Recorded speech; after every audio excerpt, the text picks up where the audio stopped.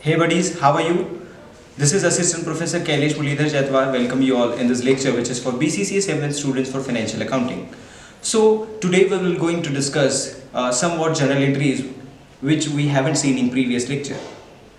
In previous lecture we have discussed 2-3 practical problems on how to make journal entries, and exact like them we will going to discuss today also how to make journal entries, but the transaction are somewhat different. So please give your good ears and good concentration, good focus to this video.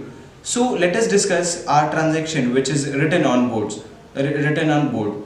I have written all the transaction, and you need not to worry about the question which can be in description box, but you can refer these transaction directly to deal all types of journal entries. So let us discuss one by one. So our first transaction in our business book, not in business owner's book. In business book we have first transaction, brought cash 10,000. Brought cash means this who brought this? This is given by business owner. So business owner given cash, machinery and laptop. So cash, machinery and laptop all are real accounts. Why real accounts? Because they all are assets, and golden rule for accounting is, I am repeating again and again, you have to concentrate on these types of golden rules of accounting, so that you will going to learn all types of formulas, all types of rules for application of accounting rules. So our rule for real account is debit what comes in, credit what goes out. So cash, machinery and laptop is coming into the business. That's why we have to debit these all. These all means cash, machinery and laptop. So cash account will be debited with rupees 10,000. 10,000. 10,000. Machinery account will be with 40,000. 40,000. And laptop account will be debited with rupees 50,000. To capital account. I will not going to discuss why we are writing capital account here. If you want revision, you can see previous videos. So we will calculate, we will sum up these three. So 10, 40, 50 and 50, 50, 1 lakh. So 1 lakh rupees. 1 lakh rupees. This is how we have completed one transaction, and narration is being cash, machinery and laptop brought by business owner into the business. So we have completed transaction number 1. Focus on transaction number 2. What transaction 2 is saying? Paid electricity bill rupees 5,000. Here we have paid, we means business has paid 5,000 rupees as electricity expenses. So electricity expenses, expense means nominal account. Why? Because nominal account deals with expenses and losses and income and gains. So this is expenses, that's why it will be come under the umbrella of nominal account. And golden rule for nominal account is debit all expenses and losses, credit all income and gains. So we have to debit on day 2 electricity expenses. Electricity expenses account will be debited with rupees 5,000, and counter account will be cash account. Why? If we are paying something for our expenses, that means cash will flow out. That means cash is going out, and cash is real account, and golden rule for real account is debit what comes in, credit what goes out. So cash is going out, so that's why cash will be credited here to cash account rupees 5,000. Done. done. Coming to the third entry, purchase goods from Mr. C for rupees 50,000. We have purchased goods from Mr. C at rupees 50k.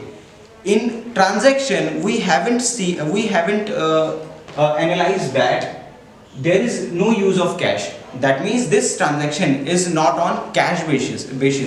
So this is on only credit basis. So we are purchasing goods from Mr. C at credit basis. So Mr. C is receiver or giver. Mr. C is giver of goods and purchase is my expense. So there are two aspects involved here: purchase account and Mr. C's account. So purchase is my expense, that's why debit all expenses. 3. Nominal account says debit all expenses. So purchase account will be debited to Mr. C. Why Mr. C? Because Mr. C is our giver of goods. So amount will be 50,000. So 50,000. LF column will be nil. LF means laser folio number, which is not given in our question. So we will going to remain blank to this column. Okay, so we have completed this transaction as also. Coming to the fourth transaction, goods withdrawn rupees 500. Who withdrawn this goods? These goods have withdrawn by business owner. So business owner, when he gives something, we credit capital account. If he is taking something, we have to debit them. We have to debit capital account. Instead of capital account, we use name of drawing account. So we will going to debit drawing account. Drawing account with rupees 500 to goods withdrawn by proprietor. GWBP means goods withdrawn by proprietor account, which is nothing but purchase account. Okay, so this is somewhat advanced entry. We will going to discuss it more in next lectures. So for now you have to keep it in your mind that if owner is withdrawing money, that means drawing account will be debited. Why? Because when he gives something, that time we credit capital account, and this time he is taking from business. That's why capital account will be debited. Instead of capital account, we are writing capital account as drawing account, and credit part of this entry will be goods withdrawn by proprietor account, which is nothing but purchase account. So with amount with 500 rupees, and narration will be being goods withdrawn by proprietor. Okay, so we have completed fourth one as well. So now on fifth one, laptop sold rupees 40k. We have sold laptop for 40,000. So this is not a simple transaction. We have to consider it as a very deep transaction. Why? Because laptop has given by owner at rupees 50,000. Okay, on day one, business owner has given laptop of rupees 50,000, and this laptop has been sold out by us at 40k. The value of laptop was 50k. We sold that laptop at 40k. That means we are incurring here loss of 10,000. So how we can make journal entry? Put your concentration here. I am writing what accounts can be involved here. So first is laptop account. Another one, that we have sold something. We have sold laptop. That means we will going to get cash from that transaction.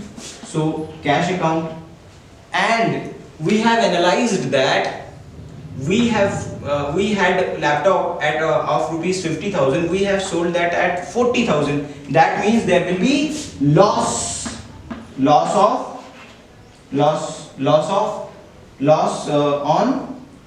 on sale of laptop. Okay, that is how we withdrawn three accounts involved in this transaction. So laptop is real account, cash is real account, and loss is nominal account. Why? Because nominal account says debit all expenses and losses. Debit all expenses and losses. That's why it will be debited. Cash is coming in or going out. Cash is coming in. Why? Because we are selling something. That means we will going to give laptop to someone, and that person will provide us cash. So this will be debited. And laptop is going out. Okay, why laptop is going out? Because we are selling it. So this laptop will be credited. And what will be amount then? So laptop was rupees at rupees 50,000. So the value of laptop was 50,000. That's why we will going to credit laptop with rupees for 50,000.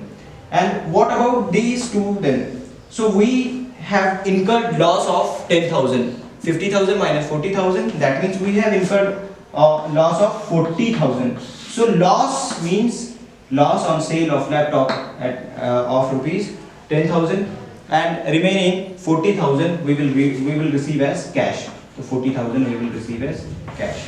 So that is how we can make entry for transaction number 5. So how we can write that entry here? So first we will going to receive cash. That's why cash account will be debited with rupees 40,000. 40,000. We are incurring loss on sale of laptop. Loss on sale of SOL means sale of laptop will be debited with rupees 10,000 to laptop account. To laptop account with rupees 50,000. That is how you can make entry for loss on sale of any asset. Loss on sale of any asset. Okay. So we have made entry for this also. Okay. Now on 6th, what transaction number 6 is saying? Paid cash to Mr. C. Paid cash to Mr. C rupees 48,000 in full settlement. So who is Mr. C? If you will see transaction line by line, you will find that on transaction number 3, Mr. C is seller, Mr. C is creditor from whom we have purchased goods. So we have purchased goods for rupees 50,000. We have purchased goods, underline my words, we have purchased goods for rupees 50,000. We are paying Mr. C 48,000 in full settlement. In full settlement means we will not going to make payment for this transaction in future. That means for 50,000 we will going to pay 48,000 only, and we will not be paying remaining 2,000 rupees. So how we can enter this transaction in the form of journal entries? So we will going to find again what are the transaction, what are the aspects involved in this transaction. So what are the aspects involved in this transaction? So first of all, Mr. C account. Mr. C paid cash means second aspect will be cash, and something is remaining. How? We have to pay rupees 50,000 to Mr. C. Rupees 50,000 to Mr. C. 50,000 to Mr. C. And what amount we are paying? We are paying only 48,000. So cash will go out. at rupees 48,000 only, and 2,000 is still remaining. This is balance. This is balance of transaction. So what is mean by this 2,000?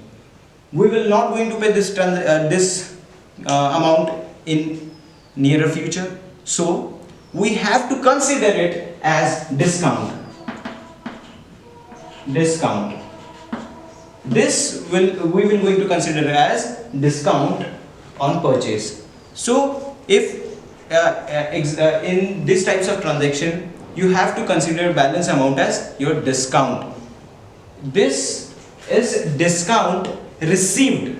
We will not going to pay something. That means we are in benefit of 2,000. That means we have received a discount and not paid the discount. Okay. So again we have three aspects: Mr. C, cash, and discount received account. So Mr. C is a receiver or giver here. We are paying to someone. That means we are paying cash. We are paying means someone will receive cash. And who is receiving cash? The receiver of cash is C. That means Mr. C is receiver. That means personal account. And personal account says debit the receiver. So this will be debited with amount 50,000. Coming to the cash is going out. That's why cash account will be credited. And discount received. Dear friend, this one is new to you. So consider this as an essential part. So discount received is discount received is not personal account because it is not depicting in any person's account. This is not real account because this is not my asset, but this is my income. That's why it will come under nominal account. Why? Nominal account deals in expenses and losses, income and gains. So this is my gain. This is my gain. So that's why I have to credit. Discount received account. So how we can write this entry? We can write it like Mr. C's account debit with rupees 50,000. And again we have two accounts and both are from credit parts. So to cash account rupees 48,000. Why 48,000? Because we are paying only 48,000. To discount received account. And what will be the amount? 2,000. So that is how we have completed this entry with 50,000. Okay. This is how you can make journal entries for these types of transaction. And this is somewhat important entries which you can get in your nearer exams, in unit test or in assignments as well. So we have completed 6th entry. Now we are focusing our view on 7th one. So 7th entry, what will be the 7th entry? So sold goods to Mr. D. We are selling goods to Mr. D. So Mr. D and sales account are two basic aspects involved in this transaction. So sales account and Mr. D, there will be two important accounts. And why not cash? Because cash is we are not dealing in, this transaction in cash. We are providing these goods at credit basis. Mr. D hasn't provided us cash, hasn't given us cash. So this transaction is on credit basis. That's why cash will not be in the picture. So we will going to deal with two transaction, two aspects. First sales account and the other one Mr. D account. So sales is my income. That's why sales will be credited. And this rule is applied by nominal account. So debit all expenses and losses, credit all income and gains. So sales is my income, so sales will be credited. And the debit amount will be Mr. D. Why Mr. D? Because if we are selling goods to someone, that means we are giving goods to someone, then the counterparty will receive something, and that counterparty, Mr. D, will be the receiver of goods. So seventh entry will be Mr. D account. Mr. D's account will be debited with rupees 70,000. With rupees 70,000 to sales account. Sales account rupees 70,000. And very simple narration. Narration will be sold goods to Mr. D. Okay. Now coming to the eighth one. This was seventh one was very easy. Coming to the eighth one, salary paid in advance to Mr. E, rupees 5,000. Again, we will going to discuss what are the aspects involved in this transaction. First, salary. First was salary. We are salary paid means cash will be going out. So cash will be one of the aspect here. So we have given 5,000 to Mr. E. So again, Mr. E will be our third aspect. There are three aspects. So we have paid cash. So cash will be important. To Mr. E. To Mr. E will be important. Will be the important part. So what about the salary then? Salary, the accrual principle, accounting rule, accounting concept of accruing concept of accounting is record all expenses when it accrues. So salary hasn't accrued here, so this is in advance. So salary hasn't accrued, we haven't incurred, we haven't taken benefit of this 5,000, but still we are paying. So salary, we have paid advance salary before it's due, so salary will not be considered in this part. Okay, so again we will be having cash account and Mr. E account. So cash account is very definite account that has to be credited. Why? Because cash is going out. So what will be debited then? We are giving cash to someone. Someone means Mr. E. Mr. E is receiver of cash, that's why Mr. E will be debited.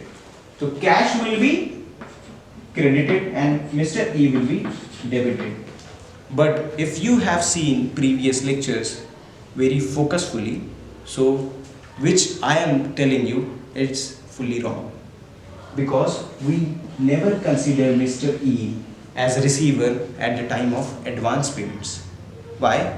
We have another concept named outstanding expenses and prepaid expenses. So outstanding expenses means we haven't paid salary and it is accrued and we haven't paid salary.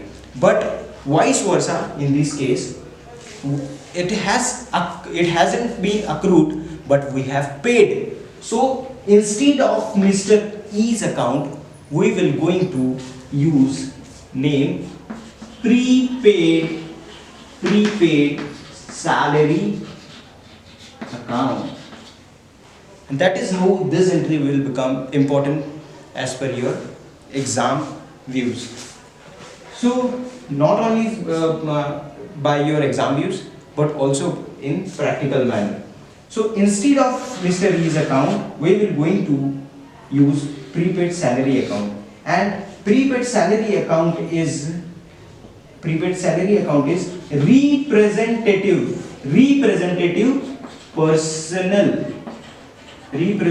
personal account.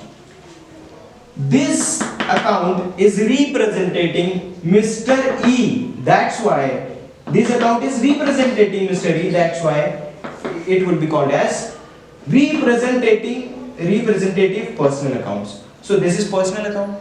So what is the rule for personal account? Debit the receiver, credit the giver. And Mr. E is prepaid salary account is representation of Mr. E, and Mr. E is the receiver here. That's why Mr. E will not be debited, and it what we will going to debit?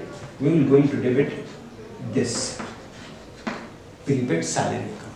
Understood? Okay. this was a little fun about our knowledge. So we are going to write our entry here. So we are going to consider cash and prepaid salary account. So cash, so this will be debited, prepaid salary account. So prepaid salary account will be debited to cash. Why cash? Because cash is going out with rupees 5,000. With rupees 5,000. Okay, and what will be the narration then? Being salary paid to Mr. E in advance. Okay, we are closing this entry. Okay, now there is second last entry which we will going to discuss. Read ninth entry. What ninth entry? What ninth transaction is saying? Received money from Mr. D, rupees 65,000 in full settlement. Don't you think this entry and where the sixth and ninth one is somewhat matching entries? Exactly. Why? Because you can see here the common word full settlement and here full settlement. So here we have paid to Mr. C and here we are receiving from Mr. D. The only difference is we are receiving from Mr. D. So again we will going to analyze what are the aspects involved in this transaction. So first aspect involved here is we are received money. Money means cash. So first account will be cash. Receiving from Mr. D. So second aspect will be Mr. D. Okay. How much amount we are receiving? We are receiving 65,000. We are receiving 65,000. And who is Mr. D now? Mr. D is where is Mr. D? Mr. D is here. We have sold goods to Mr. D at 70,000. So Mr. D, value of Mr. D here is 70,000, but we have paid only 65,000. So balance 5,000 is again our discount. Same logic which we have applied in sixth one. You have to apply same logic here as well in ninth transaction. So cash is coming in. So cash will be debited. Mr. D is receiver or giver? Mr. D is giver of money here. So Mr. D will be credited. And discount, we have received only 65,000 instead of 70,000. We have right to receive rupees 70,000, but what amount we are receiving? We are receiving 65,000 and the balance is 5,000, and this balance we will consider as discount paid, discount given. So discount, this is expense, this is my expense, so expense, that means it will be debited. So debit, and this will be credit. How we can write this entry? We can write this entry as here as cash account will be debited with rupees 65,000 and discount, this is expense, that's why it will be debited. So discount account will be debited with rupees 5,000. Okay, with rupees 5,000, and crediting amount will be from pocket of Mr. D. Mr. D's account will be credited with rupees 70,000. That is how you can make your journal entries for these types of transaction. So coming to the last entry, before taking last entry, how you can write its narration is, you can write it like as received cash from Mr. D rupees 65,000 as full settlement, and balance amount written as discount paid. So this